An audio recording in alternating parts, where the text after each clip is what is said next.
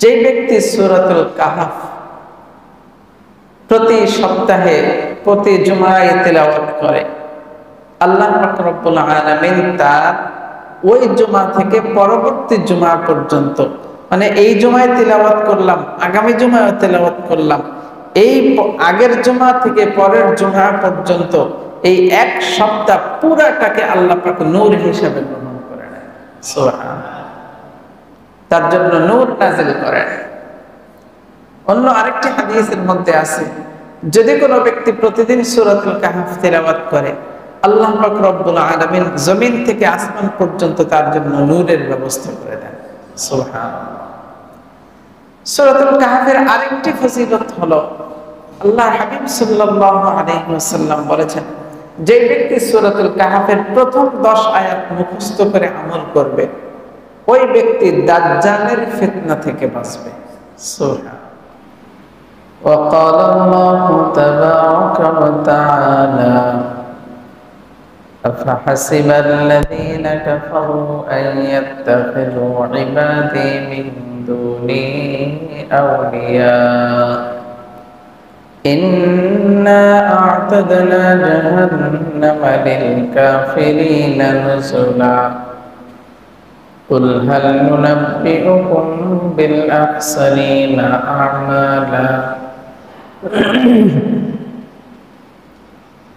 الذين ضل سعيهم في الحياة الدنيا وهم يحسبون أنهم يحسنون صنعا أولئك الذين كفروا بآيات ربهم ولقائه فحبطت أعمالهم فلا نقيم لهم يوم القيامة وزنا ذلك جزاؤهم جهنم بما كفروا واتخذوا آياتي ورسلي هزوا صدق الله مولانا العظيم وصدق رسوله النبي الكريم ما أنا بشر مثلكم يوحى إلي أنما إلهكم إله واحد فمن كان يرجو لقاء ربه فليعمل عملا صالحا ولا يشرك بعبادة ربه أحدا আল্লাহ পাক রব্বুল আলামিন রাসূল আকরাম সাল্লাল্লাহু আলাইহি ওয়াসাল্লাম কে বলেন, ও আমার হাবিব, আপনি বলেন, আপনার উম্মতের সামনে বলে দেন, ইন্নামা আনা বাশারুন ইউহা ইলাইয়া। ও নবী, আপনি বলে দেন, আমি তোমাদের মতোই মানুষ, তোমাদেরই মতো মানুষ। পার্থক্য শুধু এতটুকু, তোমাদের কাছে ওহী আসে না, আমার কাছে ওহী আসে, এতটুকু পার্থক্য। এছাড়া তোমরা যেমন মানুষ, রক্তে মাংসে গড়া মানুষ, আমিও ঠিক তেমনই মানুষ। এটা আপনি উম্মতের মাঝে বলে দেন। ইউহা ইলাইয়া আন্নামা ইলাহুকুম ইলাহুন ওয়াহিদ। ওহীটা আসে কোন মর্মে? আল্লাহ পাক রব্বুল আলামিন বলেন, আপনি উম্মতদের সামনে বলে দেন, ওহীটা আসে শুধু একমাত্র আল্লাহকে ইলাহ হিসাবে মানার জন্য। সুবহানাল্লাহ। এই মর্মে ওহী আসে যে একমাত্র ইলাহ হলো আল্লাহ, ইবাদতের উপযুক্ত একমাত্র আল্লাহ, এই মর্মে ওহী আসে। فمن كان يرجو لقاء ربه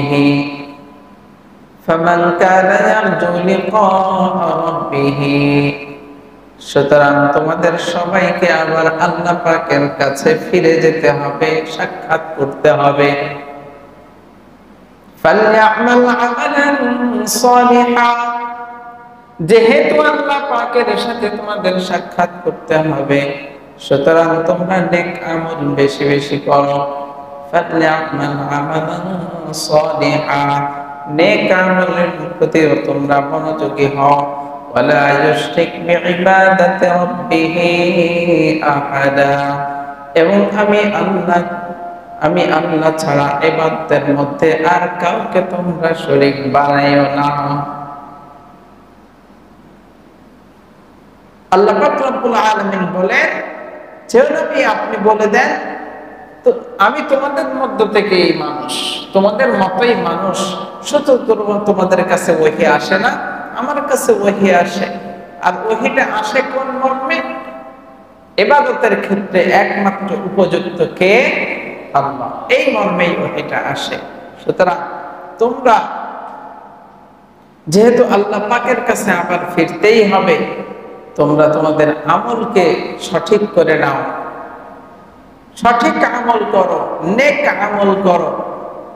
আর আমলের ক্ষেত্রে, ইবাদতের ক্ষেত্রে তোমরা আর কাউকে অংশীদার বানায়ো না, শরীক বানায়ো না। মুহতারাম হাজিরিন, আমরা এই সূরাতুল কাহফের আলোচনা এ পর্যন্তই শেষ করলাম।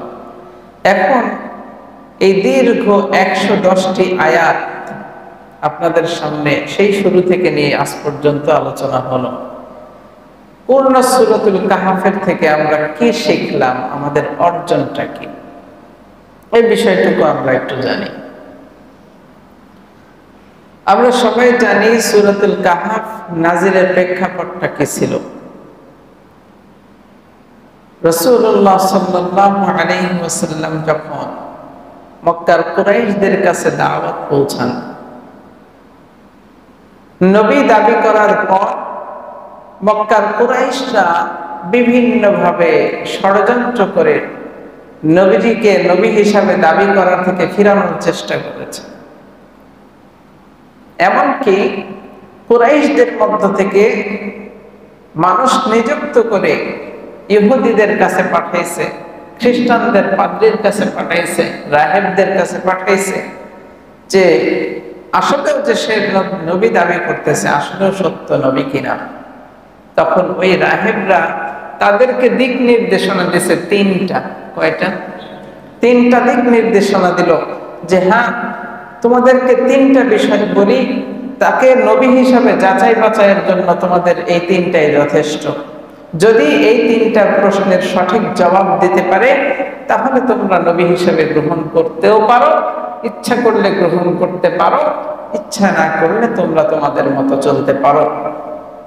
তবে যদি সে জবাব দিয়েই দেয় তাহলে সে সত্য নবী। প্রশ্ন তিনটা ছিল। রূহ কি জিনিস, এই বিষয়ে তাকে প্রশ্ন করবা। 2 নাম্বার প্রশ্ন ছিল আসহাবুল কাহফ এর ঘটনাটা কি। 3 নাম্বার প্রশ্ন ছিল যুলকারনাইন সম্পর্কে কি জান। এই 3টা প্রশ্ন ছুড়ে দিল মক্কার কুরাইশরা এসে নবীজি সাল্লাল্লাহু আলাইহি ওয়াসাল্লামের কাছে। নবীজি সাল্লাল্লাহু আলাইহি ওয়াসাল্লাম তাদেরকে বললেন, আগামী কালকে তোমাদের এই 3 প্রশ্নের জবাব দেব। কি বললেন? আগামী কালকে তোমাদেরকে এই 3টা প্রশ্নের জবাব দেব।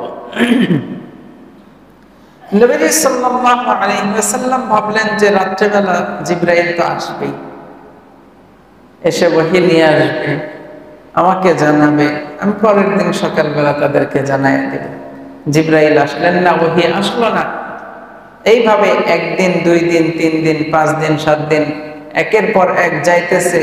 আর কাফিরদের পক্ষ থেকে, কুরাইশদের পক্ষ থেকে বিভিন্ন তিরস্কারমূলক কথাবার্তা তারা বলা শুরু করছে, ঠাট্টা বিদ্রূপ করা শুরু করছে।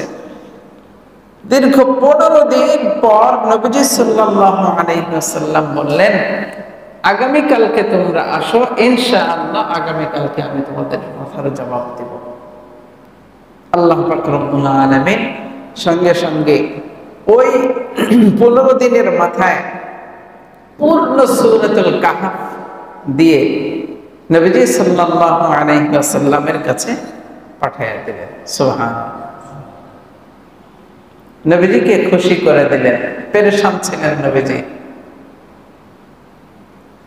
তো এই যে 15 দিন গ্যাপ হয়ে গেল, এর কারণটা কি ছিল? কারণটা ছিল আল্লাহ পাক রব্বুল আলামিন সূরাতুল কাহফের একটি আয়াতের মধ্যে বলেছেন, ওয়ালা তাকুলান্না লিশাইইন ইন্নী ফাইলুন যালিকা গাদা ইল্লা আন ইয়াশা আল্লাহ। ও আমার হাবিব, আপনি আগামীকালকে বা পরবর্তী সময়ে কোনো কাজ যদি করতে চান, আপনি এইভাবে বলবেন না যে আমি আগামীকালকে করব। আপনি বলার ক্ষেত্রে এই পন্থা অবলম্বন করবেন, ইনশাআল্লাহ আমি আগামীতে এই কাজটা করব। সুবহানাল্লাহ। তাহলে এখান থেকে আমাদের গুরুত্বপূর্ণ একটি শিক্ষা যে আমরা আগামীকালকে অথবা একটু পরে কোনো কাজ যদি করতে চাই, এখান থেকে বের হয়ে যদি কোনো কাজ করতে চাই, আমি একটা কাজে আছি, সেই কাজ থেকে অন্য কাজ যদি করতে চাই, তাহলে আমরা কি বলবো? ইনশাআল্লাহ আমি আগামীতে এই কাজটা করব, ইনশাআল্লাহ আমি আগামীকালকে অমুক জায়গায় যাব, ইনশাআল্লাহ আমি অমুক জায়গায় আমার কাগজগুলো সাবমিট করব। পারবো তো ইনশাআল্লাহ? এক নাম্বার। তো আল্লাহ পাক রব্বুল আলামিন এখান থেকে নবী সাল্লাল্লাহু আলাইহি ওয়াসাল্লামকে 15 দিন অপেক্ষা কেন করালেন? আল্লাহ পাক তো সঙ্গে সঙ্গে দিয়ে দিতে পারতেন, তখনই এই প্রশ্নের জবাব দিয়ে দিতে পারতেন এবং এটা তখনই বলে দিতে পারতেন, কিন্তু আল্লাহ পাক রব্বুল আলামিন এখান থেকে সারা উম্মতে মুহাম্মাদীকে শিক্ষার একটা রাস্তা অবলম্বন করছেন যে সারা উম্মতে মুহাম্মাদী যেন এখান থেকে শিক্ষা গ্রহণ করে। ইনশাআল্লাহ আল্লাহর সাহায্য ছাড়া ভবিষ্যতে কিছু করা সম্ভব না। এই জন্য বান্দা যখন কোনো কাজ করতে চাবে, কার সাহায্য লাগবে? ইনশাআল্লাহ, মানে আল্লাহ যদি চাহেন তাহলে আমি এটা করতে পারবো ইনশাআল্লাহ। এই সূরাতুল কাহফের ফজিলত বিভিন্ন হাদিসে পাকের মধ্য থেকে আসছে। যে ব্যক্তি সূরাতুল কাহফ প্রতি সপ্তাহে প্রতি জুমায় তেলাওয়াত করে, আল্লাহ পাক রব্বুল আলামিন তার ওই জুমা থেকে পরবর্তী জুমা পর্যন্ত, মানে এই জুমায় তেলাওয়াত করলাম, আগামী জুমায় তেলাওয়াত করলাম, এই আগের জুমা থেকে পরের জুমা পর্যন্ত এই এক সপ্তাহ পুরাটাকে আল্লাহ পাক নূর হিসাবে গ্রহণ করে নেয়। সুবহানাল্লাহ। তার জন্য নূর নাযিল করেন। অন্য আরেকটি হাদিসের মধ্যে আছে, যদি কোনো ব্যক্তি প্রতিদিন সূরাতুল কাহফ তেলাওয়াত করে, আল্লাহ পাক রব্বুল আলামিন জমিন থেকে আসমান পর্যন্ত তার জন্য নূরের ব্যবস্থা করে দেন। সুবহানাল্লাহ। সূরাতুল কাহফের আরেকটি ফজিলত হলো, আল্লাহর হাবিব সাল্লাল্লাহু আলাইহি ওয়াসাল্লাম বলেছেন, যে ব্যক্তি সূরাতুল কাহফের প্রথম 10 আয়াত মুখস্থ করে আমল করবে, ওই ব্যক্তি দাজ্জালের ফিতনা থেকে বাঁচবে। সুবহানাল্লাহ। এখন প্রশ্ন জাগতে পারে, সূরাতুল কাহফের 110টি আয়াত, এই 110 আয়াতের একটা আয়াতের মধ্যেও তো দাজ্জালের কথা নাই, তাহলে এটার সাথে দাজ্জালের সম্পর্ক কি? আল্লাহর হাবিব সাল্লাল্লাহু আলাইহি ওয়াসাল্লাম বলেন, যদি কোনো ব্যক্তি সূরাতুল কাহফের প্রথম 10 আয়াত তেলাওয়াত করে, আল্লাহ পাক তাকে দাজ্জালের ফিতনা থেকে বাঁচাবে। কারণ দুনিয়ার শেষ পর্যায়ে গিয়ে দাজ্জাল আসবে, মানুষকে বিভিন্ন ধোঁকায় ফেলবে, 4টা শক্তি সে প্রয়োগ করবে। কয়টা শক্তি? 4টা শক্তি প্রয়োগ করবে। 1 নাম্বার, সে ক্ষমতা প্রয়োগ করবে। কি প্রয়োগ করবে? ক্ষমতা প্রয়োগ করবে। 2 নাম্বার, বুদ্ধিমত্তাকে প্রয়োগ করবে। 3 নাম্বার, ধন সম্পদের ক্ষমতা দেখাবে। 4 নাম্বার, সারা পৃথিবীর রাজত্ব দেখাবে। এই 4টা বিষয়ের ক্ষমতা দেখাবে। আল্লাহ পাক রব্বুল আলামিন এই সূরাতুল কাহফের 4টা ঘটনা আমরা শুনছি না? সূরাতুল কাহফে কয়টা ঘটনা শুনছি? একটা আসহাবুল কাহফের ঘটনা, 2 নাম্বার মুসা এবং খিজর আলাইহিস সালাতু ওয়াস সালামের ঘটনা, 3 নাম্বার 2 বন্ধু বা 2 ভাইয়ের ঘটনা, একজন ধনী একজন গরিব, 4 নাম্বার যুলকারনাইনের ঘটনা। ওই দাজ্জাল যে 4টা ফিতনা করবে, 4 ধরনের শক্তি প্রয়োগ করবে, আল্লাহ পাক রব্বুল আলামিন ওই 4 ধরনের বর্ণনাই এই সূরার মধ্যে দিয়ে দিয়েছেন। সুবহানাল্লাহ। মানে এখান থেকে শিক্ষা হলো, আমরা যদি সূরাতুল কাহাফের প্রথম 10টি আয়াত মুখস্থ করে আমল করি, আল্লাহ পাক রব্বুল আলামিন ওই যে দাজ্জালের 4টি ফিতনা, ওই 4টি ফিতনা থেকে আল্লাহ পাক আমাদেরকে বাঁচাইয়া দিবেন। সুবহানাল্লাহ।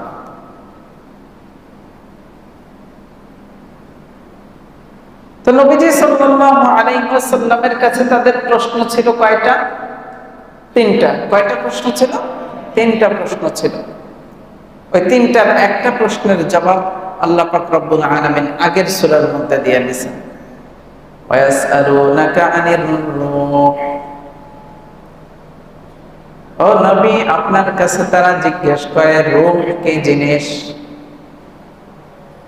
আপনি বলে দেন কুলির রূহু মিন আমরি রাব্বি।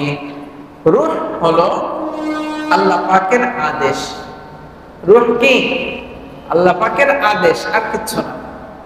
আল্লাহ পাকের আদেশ হইলে আমার দিল থেকে রূহ বের হয়ে চলে যাবে। তো একটা প্রশ্নের জবাব আগের সূরার মধ্যে চলে গেছে। দ্বিতীয় প্রশ্নের জবাব সূরাতুল কাহাফের প্রথম ঘটনা আসহাবুল কাহাফ। এখান থেকে আমাদের শিক্ষা কি? আসহাবুল কাহাফের ঘটনা কি ছিল সংক্ষেপে বলি। আসহাবুল কাহাফ 7 জন লোক ছিল। কয়জন লোক? 7 জন লোক ছিল। কেউ কাউকে চিনত না। এলাকার মধ্যে মেলা হইতো। মেলার মধ্যে যখন বিভিন্ন নাচ গান এটা সেটা পূজা মণ্ডপ সবকিছু হইতো, তখন তাদের ভিতরে আল্লাহ পাক রব্বুল আলামিন এক একজনের ভিতরে চিন্তা ঢেলে দিলেন যে এই যে মূর্তির পূজা করতেছি এ তো আমাদের কোনো লাভ ক্ষতি করতে পারে না, আমাদের তো একজন আসেনি কর্তা, তিনি আমাদের সবকিছু করেন, তিনি আমাদেরকে লালন পালন করেন, তিনি আমাদেরকে পৃথিবীর বুকে আসার সুযোগ করে দিয়েছেন। এই চিন্তা ভাবনা 7 জনের ভিতরেই ঢুকাইয়া দিয়েছেন, কিন্তু কেউ কাউকে চিনে না। সবাই একটা জায়গায় গিয়ে আস্তে আস্তে একজন একজন করে জমায় হয়েছে। কেউ কারোর সাথে কথা বলে না, বলে কথা বললে তো ধরা খেয়ে যাবে যে কার কি বিষয়। হঠাৎ করে একজন বলল যে আমার চিন্তা ভাবনা এরকম ছিল, এই জন্য আমি এখানে আসছি। সবাই পরে বলতেছে হ্যাঁ আমরাও তো একই চিন্তা ভাবনায় এখানে আসছি। সুতরাং বাদশাহ যদি জানে তাহলে আমাদেরকে হত্যা করে ফেলবে, আমরা এখান থেকে একটা গুহার মধ্যে অবস্থান করি। আল্লাহ পাক রব্বুল আলামিন তাদেরকে গুহার মধ্যে অবস্থান করাইছেন 1 দিন আর 2 দিন না। কত বছর? 300 বছর। 300 বছর সেখানে আল্লাহ পাক রব্বুল আলামিন তাদেরকে অবস্থান করাইছেন। পরবর্তী যুগে 300 বছর পরে যখন বাজারে গেলেন ওই আগের 300 বছরের মুদ্রা নিয়ে, তখন তারা বুঝতে পারলো যে না আমরা তো আজকের মুদ্রা নিয়ে আসি নাই। বাজারের লোকজন বুঝতে পারলো, ওই সময় যিনি বাদশা ছিলেন উনিও বুঝতে পারলেন যে হ্যাঁ ওই লোকগুলো তারাই যারা ওই দাকিয়ানুসের সময় ছিল, যুগে যারা ছিল ওই সমস্ত লোকেরাই এখন এখানে। আল্লাহ পাক রব্বুল আলামিন মানুষকে যদি মৃত্যু দিতে চান মুহূর্তের মধ্যে দিতে পারেন। আল্লাহ পাক যদি মানুষকে বাঁচাইতে চান অনাদি অনন্ত কাল আল্লাহ পাক তাদেরকে বাঁচাইতে পারেন। সব ক্ষমতা কার কাছে? আল্লাহ পাকের কাছে। আল্লাহ পাক ইচ্ছা করলে তাদেরকে মৃত্যু দিতে পারেন, ইচ্ছা করলে জীবিত করতে পারেন। ক্ষমতা কার কাছে? আল্লাহর কাছে। তো এখান থেকে আমাদের দ্বিতীয় শিক্ষা হলো আল্লাহ পাক রব্বুল আলামিন যখন যেটা করতে মন চান, যখন যেটা করতে চান সবকিছু করার ক্ষমতাকে রাখেন আল্লাহ রাখেন। 2 নাম্বার ঘটনা ছিল 2 বন্ধুর ঘটনা, একজন গরিব একজন ধনী।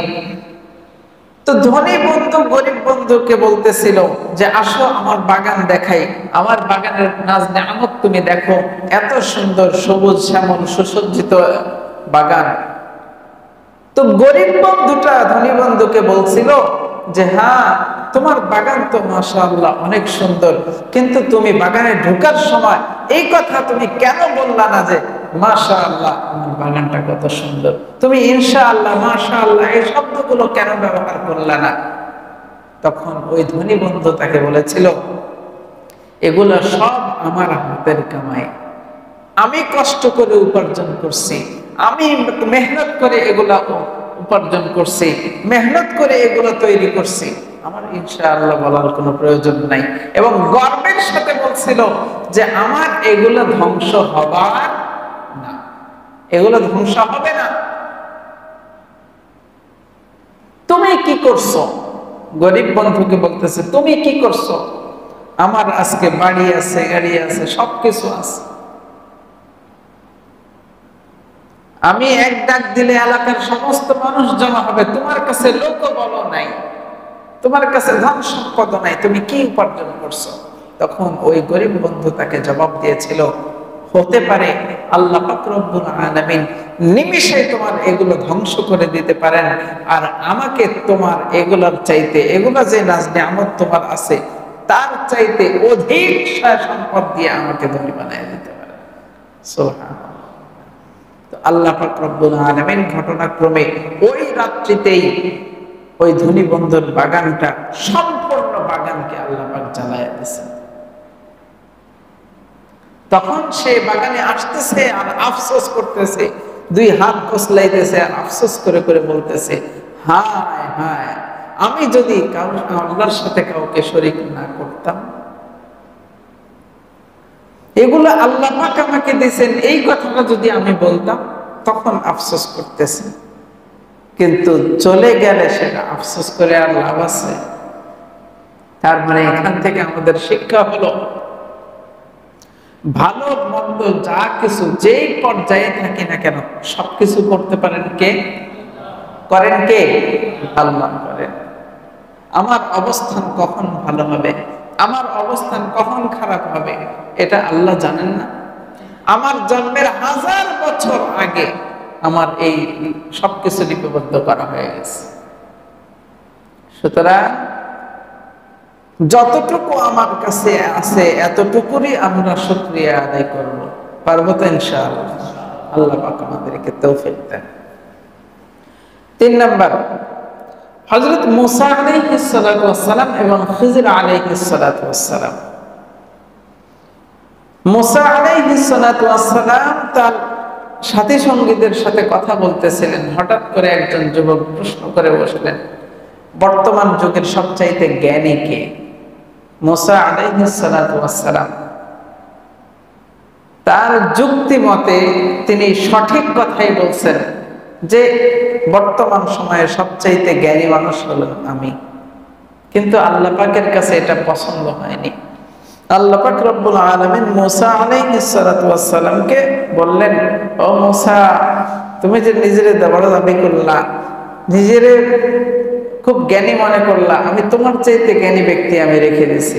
মুসা আলাইহিস সালাম এই কথা শোনার পর আল্লাহ পাকের কাছে বললেন, আল্লাহ, আমার চাইতে জ্ঞানী যেহেতু আপনি বলছেন অবশ্যই আছে, তো ওই জ্ঞানী লোকটার কাছে আমারে পৌঁছায় দেন, আমি তার কাছ থেকে জ্ঞান অর্জন করব। আল্লাহ পাক রব্বুল আলামিন একটা সিস্টেমের মাধ্যমে মুসা আলাইহিস সালাতু ওয়াস সালামকে তার কাছে পৌঁছায় দেন। 3টা শর্তে তার সাথে চলতে শুরু করলো। একটা পর্যায়ে গিয়ে শর্ত ভঙ্গ হয়ে গেল, তার সাথে আর চলতে পারলো না। তো যেই কাজগুলো ওই খিজর আলাইহিস সালাতু ওয়াস সালামের সাথে গিয়ে সংঘটিত হলো, ওই কাজগুলোর জ্ঞান একমাত্র আল্লাহ পাক খিজর আলাইহিস সালাতু ওয়াস সালামকে দিয়েছিলেন, মুসা আলাইহিস সালামকে দেন নাই। এবং মুসা আলাইহিস সালাতু ওয়াস সালামকে এমন কিছুর জ্ঞান আল্লাহ পাক দিয়েছিলেন যেটা খিজর আলাইহিস সালাতু ওয়াস সালামকে দেন নাই। এইজন্য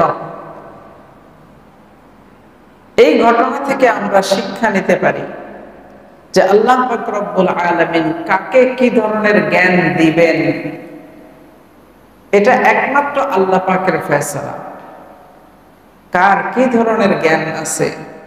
আমার হয়তো কোরআন তেলাওয়াতের জ্ঞান আছে, আরেকজনের কোরআন তেলাওয়াতের চাইতে কোরআন তাফসীর করার জ্ঞান আছে, আছে কি নাই?